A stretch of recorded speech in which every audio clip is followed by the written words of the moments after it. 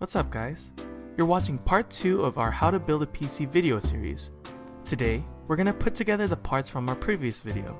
If you're ready, grab your components and let's get to building.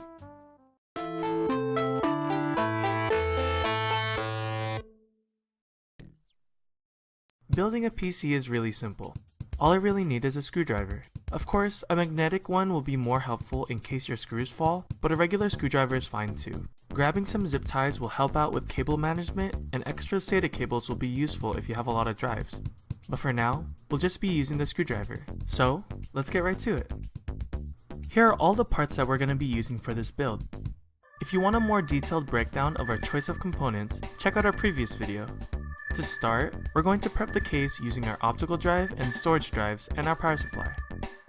After removing the side panel, take out the included accessory box and find the PSU screws. Opening the power supply box, we find the user guide, a power cable, SATA and PCIe cables, Velcro strips, and the Fractal Design Integra M power supply.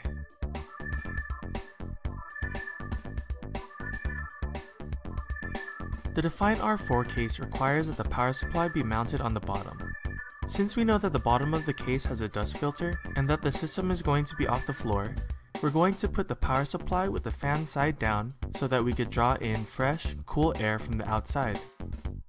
Now you want to use the power supply screws we found earlier to secure the unit in place. Start from one corner and move diagonally so that you have even pressure on all sides. You want to wait until you have all the screws in before you fully tighten them.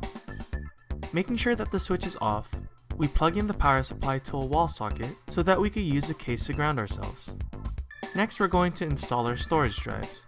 Since we only have 2 drives in our system, we're going to remove the top hard drive cage to allow for more airflow through this case. We don't want to misplace the thumb screws, so we're going to put them back into their screw holes. Shuffle through the accessory box one more time and identify the SSD and hard drive screws. We're going to start by installing our SSD first.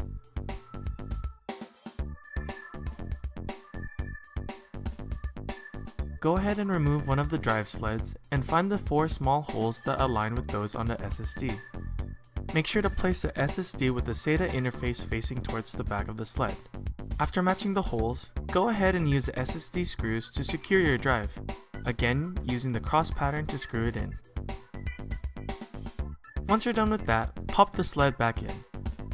Moving on to our hard drive installation, remove the drive from the box and take out another drive sled. This time, we're going to be using the holes with the rubber spacers.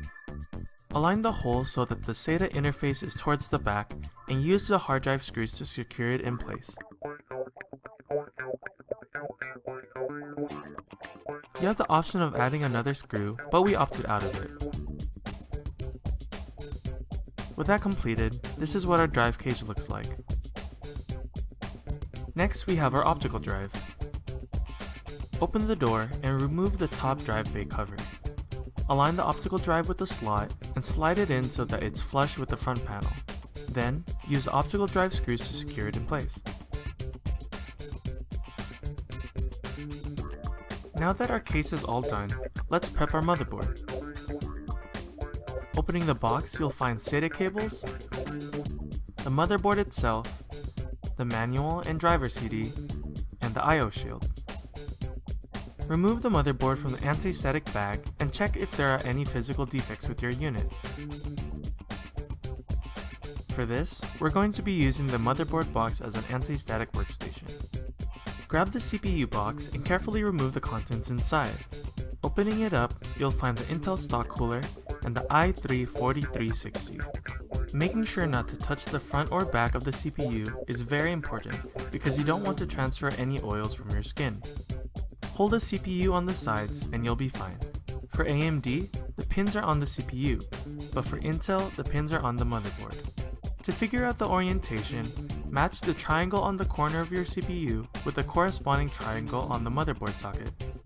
Unlatch and pull up the tension arm to reveal the CPU socket. Check to see that the pins are not damaged and make sure not to touch any of them. Now, align the triangle on your CPU with the one on the socket and drop it in gently. Give it a small wiggle to make sure that it went down properly and then bring the latch down. The tension arm will be a little tougher to pull down, so don't be scared. The socket cover should pop up on its own. If not, you can remove it yourself. Make sure that you keep this cover safe in case you want to return your motherboard in the future. With that, your CPU is installed. Now, go and grab the stock cooler and be careful not to touch the pre-applied thermal paste on the bottom.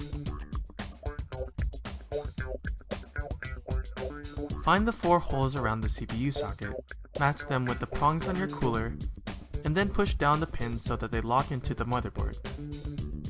Find the 4-pin CPU fan header on your motherboard and plug in your CPU cooler. Also, make sure that the cable won't interfere when the fan is spinning. Next up, we install our RAM. Find the slots with the latches on the side and unlock them. Match the hole in the RAM stick with the notch and push the DIMM down until you hear a click and the latches lock. You might have to push a little harder than you expect, so just be careful. If you have more slots than you have DIMMs, check your motherboard manual to see which slots you have to use. Since we don't have a graphics card, we're done prepping our motherboard. Now, we install it inside our case. Before anything, find the I/O shield and pop it into the slot at the back of the case, making sure that it matches with the orientation of the motherboard. Some cases have the motherboard standoffs pre-installed, but in our case, we're using the ones that Fractal Design provides for us. Check to see what holes are needed for your specific motherboard. Even though there are indicated holes in the R4, you might not need them all. Place the standoffs where you need them and tighten them with your hand or with the included fastening tool. Then, place a motherboard in so that the holes align with the standoffs. Finish it off by screwing it in using our cross-pattern method. This is what our system should look like so far. The next step is plugging everything in. We fish our 24-pin power cable and CPU power cable through to the back of our case. After we find the 8-pin CPU power socket, we plug it in, paying attention to the orientation of the holes. Next, find the 24-pin motherboard socket and plug that in. Now for the front panel connectors. Both the motherboard and manual have a layout identifying which pins go to which connector. First, we start with our power LEDs. Then, we go with our reset switch.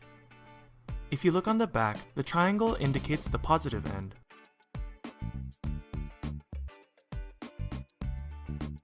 Last is our power switch. Moving on, we have our front panel USB connector and HD audio. For USB, we're going to use the front USB 1 pins. Align the missing hole with the missing pin on the header and carefully plug it in. Same thing goes with the HD audio cable. Find the missing hole and align it with the missing pin on the header and plug the HD audio cable in. Our next step is to connect our USB 3.0 front panel connector. Find the notch on the connector and align it with the hole on the motherboard header and plug it in. Now to connect our drives. The PC boots in the order of the SATA connectors, starting from 0, so make sure to plug in your drives in the appropriate order. Since we have one optical drive and 2 storage drives, we use up SATA ports 0 to 2. After plugging them into the motherboard, plug the other ends of the SATA cables into their respective drives. For this system, I'm going to have our SSD be our primary boot drive, followed by our hard drive and then our optical drive. To power our drives, we plug in 2 of the included SATA power cables into our power supply and connect them to our 3 drives. Don't worry about plugging anything in wrong. There's a notch on all of the cables, so they could only be plugged in one way. After we're done plugging everything in, Use zip ties and cable routing holes to manage all of the cables behind the motherboard tray. This isn't actually necessary for performance, but it's always helpful to keep things tidy for maintenance and future upgrades. For not spending too much time on cable management, I think we did pretty well. Now for the moment of truth. It's time to see whether or not our PC works.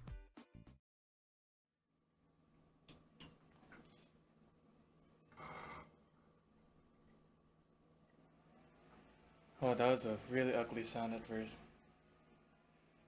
But it works! Yeah! You still have to install your operating system, but congratulations! You have officially built your very own PC. Building a PC is really fun and simple, as long as all of your parts are compatible and you know what you're doing. After you build your own computer, you feel a huge sense of accomplishment and pride, because you put in time and effort to make something that you're going to be spending a lot of time on. So thank you for letting us join you on your PC building journey. If you liked this video, give us a thumbs up or even subscribe. And if you have any questions or want to share your PC building experiences, go ahead and leave a comment below. I'd love to hear them. Thank you guys for watching Cool Beans Tech. Check out our other videos, subscribe for more content, and we'll see you guys later.